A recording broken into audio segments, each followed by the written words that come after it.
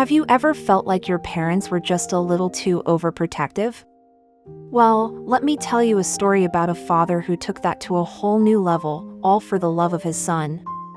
Our story begins in the beautiful, shimmering waters of the Great Barrier Reef, where a clownfish named Marlin lives with his only son, Nemo. After a tragic accident took his wife and all their other eggs, Marlin became extremely cautious.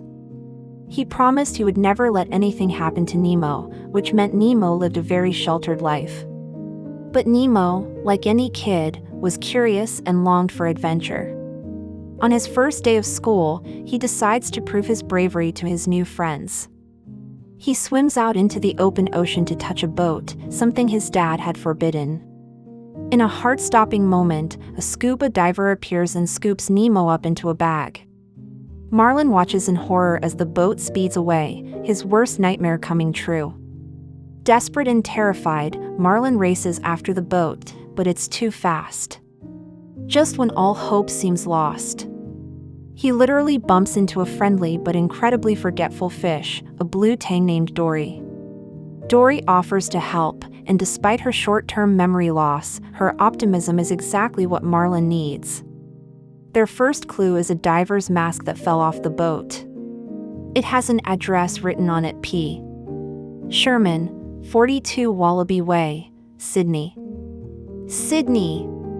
That's across the entire ocean. But Marlin is determined. Nothing will stop him from finding his son. Their journey is anything but easy. First, they encounter a group of sharks who are trying to give up eating fish. Sounds good, right? Well, a drop of blood sends one of them, Bruce, into a feeding frenzy, and Marlin and Dory barely escape.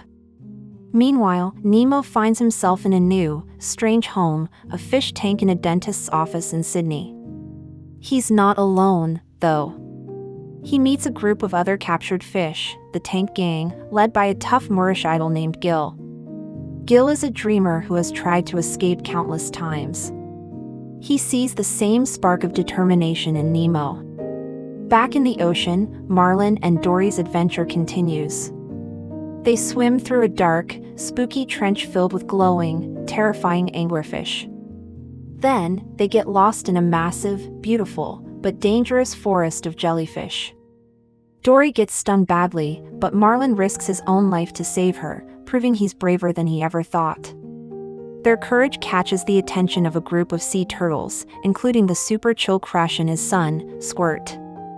They help Marlin and Dory ride the East Australian Current, a superhighway that will take them straight to Sydney. While riding the current, Marlin shares his story, and word of his epic journey spreads across the ocean. The news travels from fish to dolphin to bird, all the way to a pelican named Nigel, who happens to be a regular visitor at the dentist's office window where Nemo is trapped. Back in the tank, Gil comes up with a new escape plan. Nemo, being small enough, has to jam the tank's filter. The plan is risky, but it's their only shot. Just as they're about to put the plan into action, Nigel arrives with news of Marlin's incredible journey. Hearing about his dad's bravery inspires Nemo to take the risk. He successfully jams the filter, and the tank begins to get dirty, forcing the dentist to clean it. Finally, Marlin and Dory arrive in Sydney Harbor, exhausted but hopeful. They get help from Nigel, who swoops them up and flies them directly to the dentist's office, just in time. They see Nemo, but he's playing dead in a plastic bag, part of the escape plan.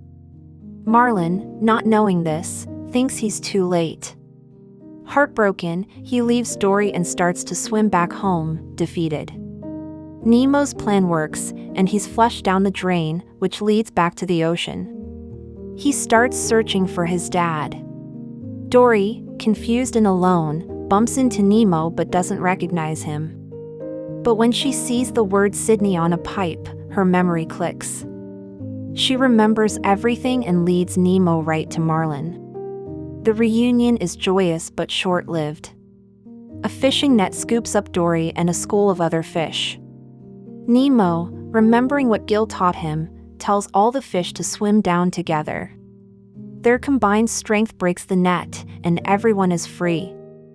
Marlin finally sees how capable and brave his son is. They return to the Great Barrier Reef, but this time, things are different.